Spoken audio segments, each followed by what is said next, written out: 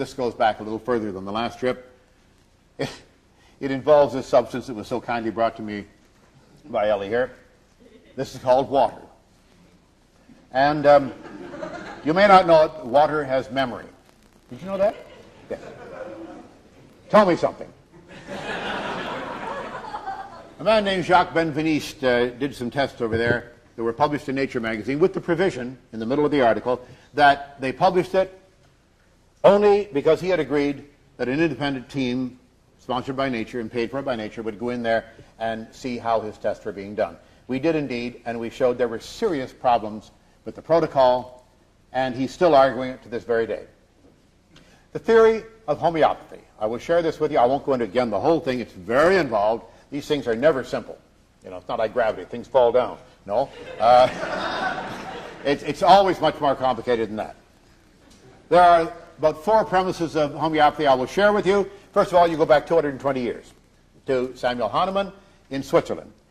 Think of the social system of the day and the social situation.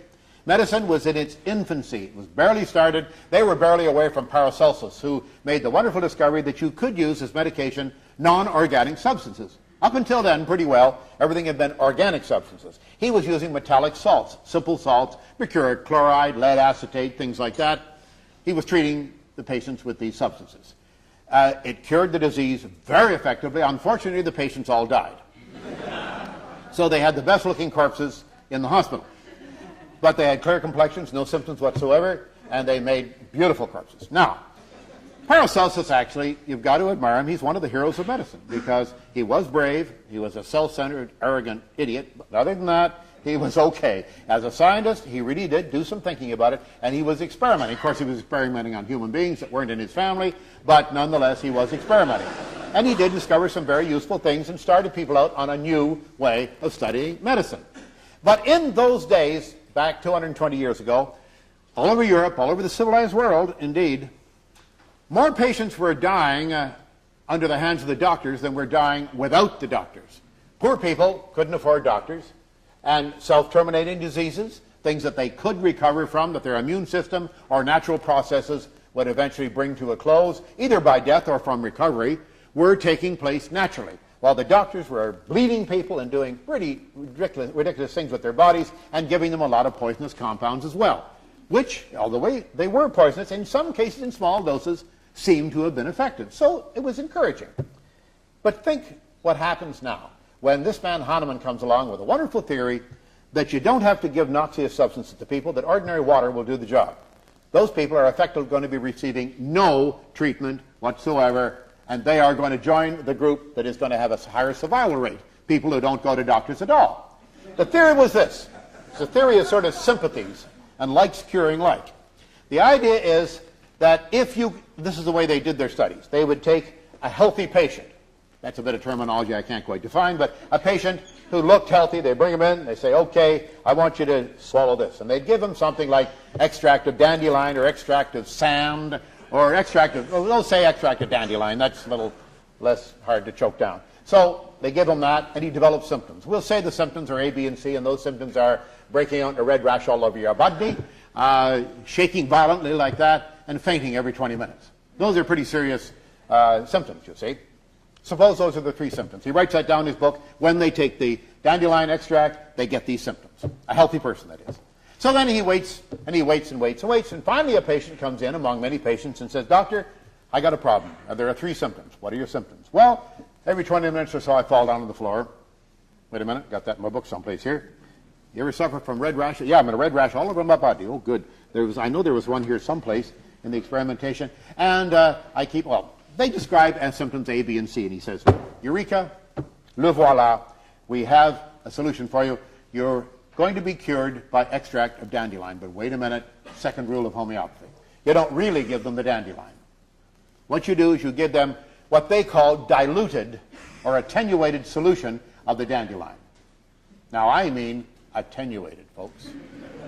They use terms like attenuated, and they use terms like, there's my chalk. They use terms like attenuated and diluted. Now, in order to be diluted, you got to have, not diluted, diluted. Diluted is easy, but diluted, you got to have a solvent and you got to have a solute. The solvent is the liquid or whatever, or the larger amount of substance, and the solute is what's dissolved in it. Okay, if you don't have one of those elements, you haven't got a solution. You got only a solvent or a solute. Well, they have attenuations of various degrees. Now, I'm not going to trouble you with powers of 10 and all that sort of thing, but if they take one part of the substance and put it in 10 parts of water and shake it up, it's called successing, not shaking up. They got to have a technical term for it. A certain way it's got to be shaken, and then what you've got is called a one solution. Okay? That's called a one solution. If you take one part of that and put it in 10 parts of water, it's 1 part in 100 now, that's called a two solution. So it's directly related to the number of zeros on the amount of water, the comparative amount of water. So if you have a 5 solution, it's 5 zeros after the 1 and 1 part of substance in that. Now as soon as you get up around 23, 24, 27 and such, depending on the substance, you get to what they call Avogadro's limit. This guy Avogadro was a troublemaker way back when, and he came up with this limit which says that there's only, at that point, for that particular substance, there's a chance in the solution you now have of there being one molecule of that substance present. If you do it again, you got one more order, one more dilution, there's one chance in 10 of there being one molecule of the substance in this liter or whatever of water. Well, folks, the homeopathy people start off at a dilution of 10 to the 50th, generally speaking. There are 10 to the 23rd stars in the universe. That's what I call dilute.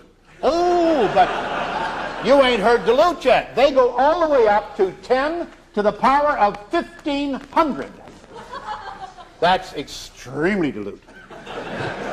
Now look at what that means. I called my friend Martin Gardner and said, Martin, I really need something for the layman. I don't know what 10 to the 1,500th is. It's a huge number, very, very, very large number, but how do I illustrate that?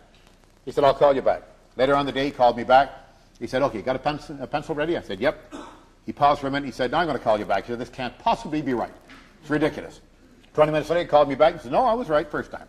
He said, it's equivalent to, I hope you're ready for this. I haven't told you the fourth quality of homeopathy. Oh, but the third one is, by the way, the more dilute the medicine is, the more powerful it is. So as you get up to 1,500, it's getting more and more powerful. It works the other way. We might think it would work the opposite way, but apparently not. And the fourth rule, you still haven't heard. Wait till you hear that. That's a doozy. Martin said if you take 1 grain of rice, crush it up in a teaspoon, you then dissolve that powder in a sphere of water the size of the solar system with the sun at the center and the orbit of Pluto at the outside. Then you repeat that process 2 billion times.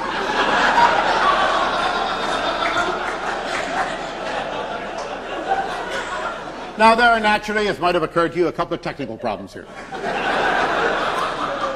First of all, how are you going to mix it? Maybe you could do it just with a stick. Where the hell do you get the stick? And you have to mix it for billions and billions of years, as Carl would say.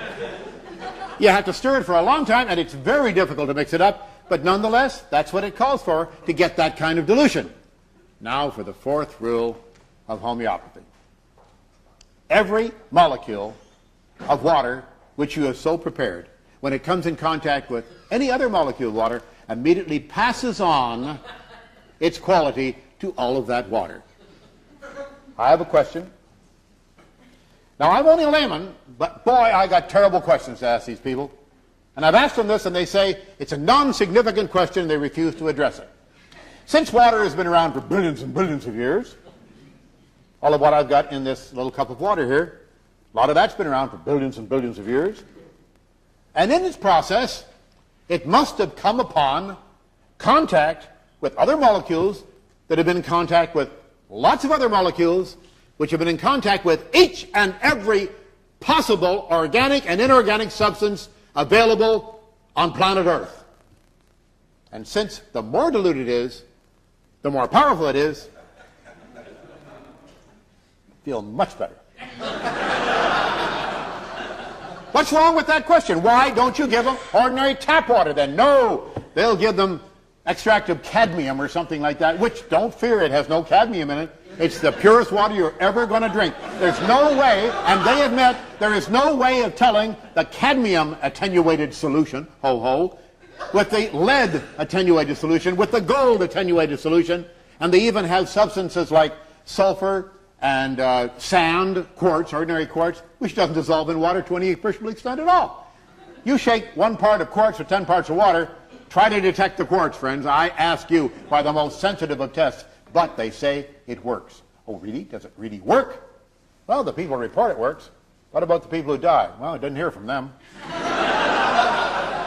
For more of James Randi and the Educational Foundation, make sure you visit randi.org.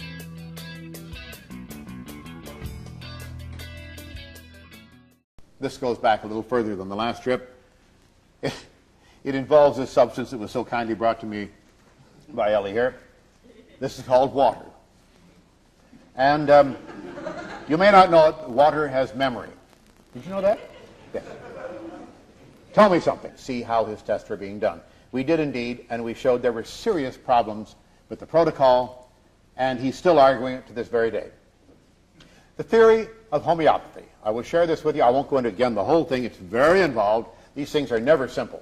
You know, it's not like gravity. Things fall down. No. A man named Jacques Benveniste did some tests over there that were published in Nature magazine with the provision, in the middle of the article, that they published it only because he had agreed that an independent team sponsored by Nature and paid for by Nature would go in there and it's always much more complicated than that. There are about 4 premises of homeopathy I will share with you. First of all, you go back 220 years to Samuel Hahnemann in Switzerland. Think of the social system of the day and the social situation. Medicine was in its infancy. It was barely started. They were barely away from Paracelsus, who made the wonderful discovery that you could use as medication non-organic substances. Up until then, pretty well, everything had been organic substances. He was using metallic salts, simple salts, mercuric chloride, lead acetate, things like that.